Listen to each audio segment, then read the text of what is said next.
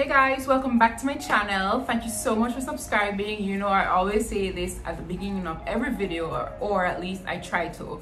But welcome back. I appreciate you so much and I'm so happy that you're here again. If you are a new subscriber, or sorry, if you are new to this page, please don't forget to subscribe. We are cool over here. I said all the time.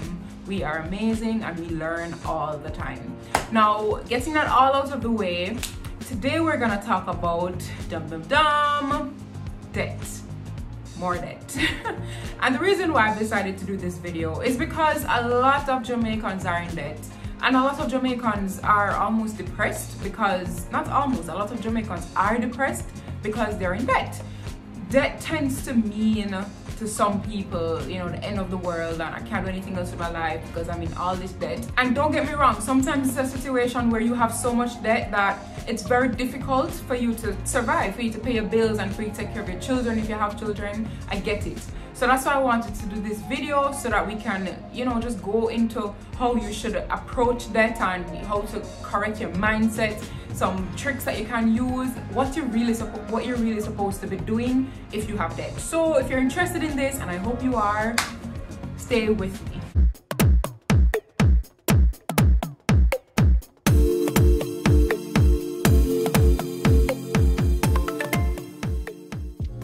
Have debt, the first thing that you need to do is you need to change your mindset. In almost every single video I stand here and I tell you that your mindset is a key to changing your life, and I'm not exaggerating, I'm not joking. This is serious business. In the Money Society, the first training session that we have to kickstart the entire program is just addressing your mindset. Your mind is such a powerful thing, guys. I'm telling you, I have experienced it. And I just want to share it with you. You have to address your mindset. What do I mean by address your mindset? You need to realize that having debt is not the end of the world. In fact, not all debt is bad debt. That's the first thing you need to know. Not all debt is bad debt. I'm gonna do another video explaining, you know, debt, good debt, bad debt, what you can do with debt, that kind of a thing. But if you have bad debt, it's not the end of the world. Once you have a plan, once you understand what you're doing, you can get out of it. So address your mindset. Get rid of the depression, get rid of the despair, get rid of the, oh my God, I can't survive. Get rid of it. Your mindset determines so much, so you need to address that first thing first. First thing I'd say, aside from fixing your mindset, you may want to consider enrolling in the Money Society program, which, if you don't know what it is, there's a video on my page here somewhere. I'm in a yellow top on the page, or I think, yeah, it's that video. So you can watch that video to know what the Money Society is, but essentially what it is that I help you, I coach you out of debt. So you may want to consider that if you are bad with money, in terms of you don't have good spending habits, you don't understand money, and you have debt. You may want to consider joining the Money Society or enrolling in the Money Society. It can help you. It has helped several people. It is helping several people. So you may want to consider that. Now, aside from all those things, we've talked about the mindset and we've talked about the Money Society. We've gotten the preliminaries out of the way. The first thing you need to do, and I've said this like maybe this is my third time saying it, but now we're talking about practical things. The first thing you need to do when you have debt, you need to understand your debt. That is the mistake I've noticed with so many different Jamaicans who have crossed paths with. People don't understand their debt. They don't understand what they have. They don't understand the reason why this debt is like this. They don't understand how the debt works. They don't understand the mechanisms of the debt. So you need to understand what you have. I know at the end of the day, you signed a couple documents because you just wanted money. You signed the documents and you got the money, but you don't understand anything else beyond that. That is a no. If you have already done that, it's not the end of the world. All you need to do is contact the bank and you need to just ask them a barrage of questions. You need to understand the debt that you have. You cannot address the debt if you don't understand what it is. So what you need to know the most basic is the type of debt, and I'd really hope that you at least know the type of debt. If it's a secure loan, unsecured loan, that kind of a thing. I really hope that you know at least that, because if you don't know that you have a secured debt, if you don't know that you have secured debt, that's a problem, because the bank has some sort of collateral of yours. So you'd need to know. But you need to know what type of debt it is. The next thing you need to know, you need to understand how the interest is paid off. Is the interest calculated using the reducing balance method? If this is the case, then you have a way better chance of clearing this debt quickly, because if you should know based on the other videos I've done, but reducing balance method, all it means is that each time you make a payment or payment is applied to your account, the interest is recalculated based on that new balance. So the result is that you end up paying less interest in less time. So if your loan is calculated or your loan has the reducing balance method attached to it, then you need to know that, because that's a hack you can use to clear your debt. You need to also understand the difference between the principal and the interest. If this is the first time you're borrowing money, you don't understand what I'm trying to say.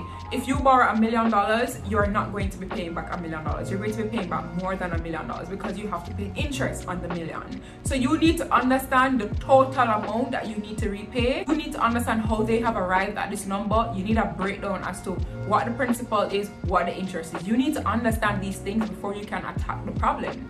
You need to also understand what the interest rate is. This is such a deal breaker. You need to know at least what the interest rate is, because this will inform your decision as to whether you're going to refinance it, whether you're going to pay it down quickly, whether you're going to focus on another type of debt.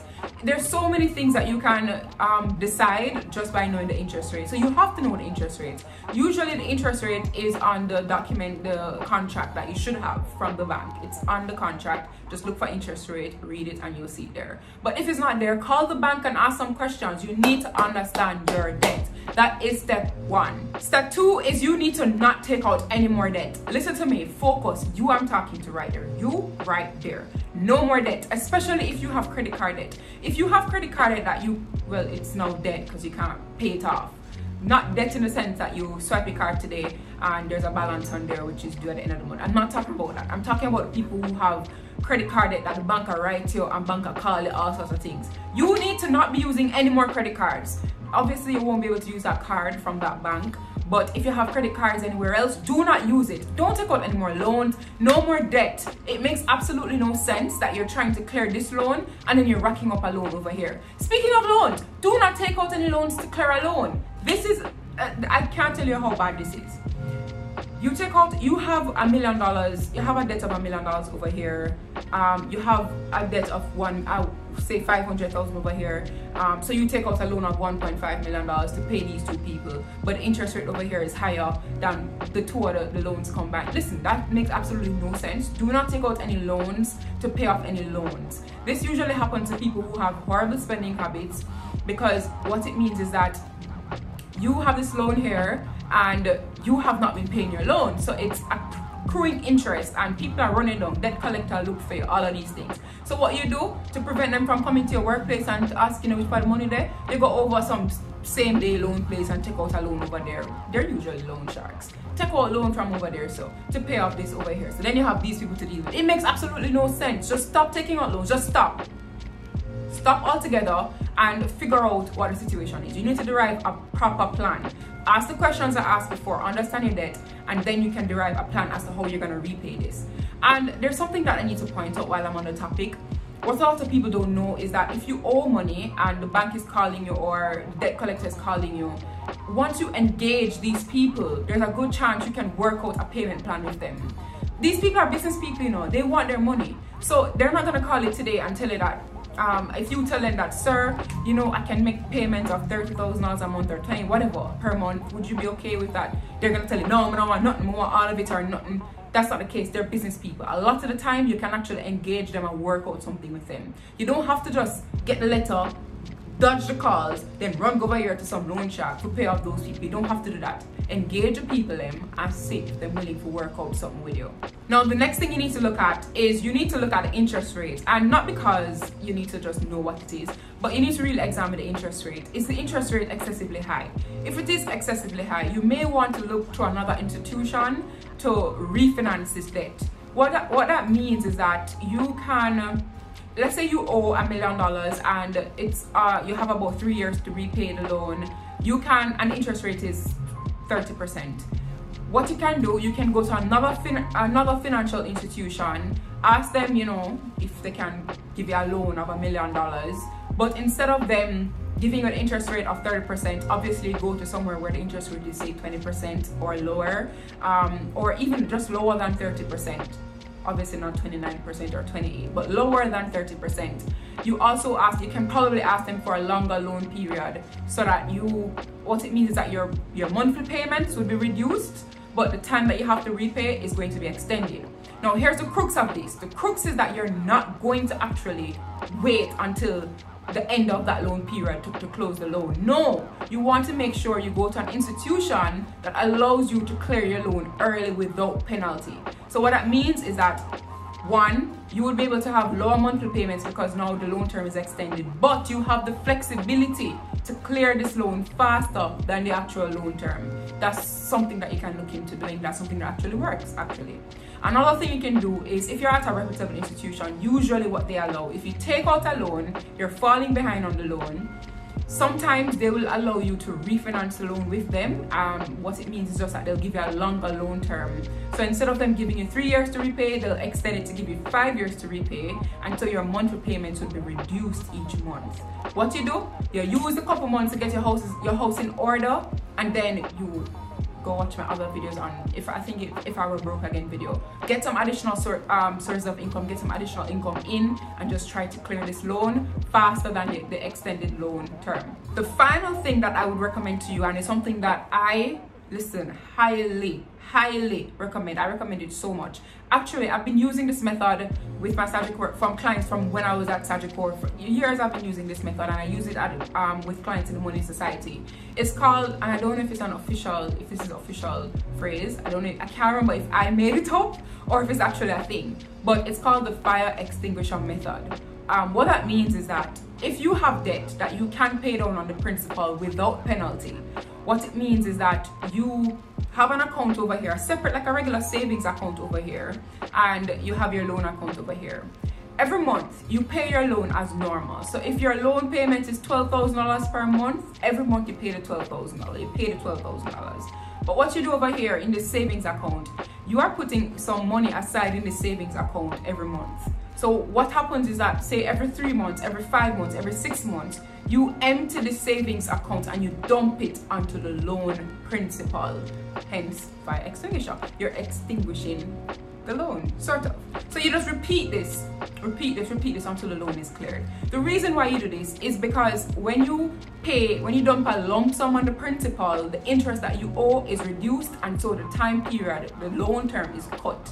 So I do this a lot with my clients who have student loan debt. It works very well. It works especially well if you reside outside of Kingston, because I think there's only one student loan office that you can go to, which is in Kingston.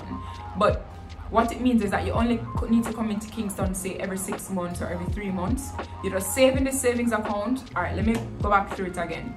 Your loan account is here, $12,000 per month. It's sent to the loan itself. It's either done by salary reduction or however the bank sets it up for you. But you're paying your loan every single month, $12,000. But in this regular savings account that you have, just regular account, you're gonna send, say, $10,000 every month extra to this account. So after 6 months, this account would have had $60,000. What you do in month 6 is you empty the $60,000 from the account and you go to the student loan office and you dump it onto the principal. You have to go into the office to tell them to apply this to your principal. Dump it onto there, and it's gonna reduce it. Your interest is gonna reduce the time period drastically if you do it that way. It also works for regular loans, but the crux is that you have to find out if you're allowed to do this. Some banks give you loans and you're not allowed to pay on the principal without penalty. If you pay on the principal, you're going to be penalized, that sort of thing. So you need to find out what the situation is before you do that. So I feel like I was just going a mile a minute, but these are all the things you need to look out for if you're in debt. These are some methods that you can use, some strategies, some tricks you can use to get you out of debt or to reduce the debt that you have. But let me tell you, come in. You don't need to worry about the debt that you have. It's not the end of the world. That is just money. You can't mad yourself over no money. Like, come on, money are just paper, right? You can't mash up a peace of mind because of this. You just need a plan, work with the plan, stick with the plan, and you'll be fine. So that's what I have for you guys today. I'll see you guys in my next video. Don't forget to like, subscribe, comment, share, and I'll see you guys in my next video. Bye.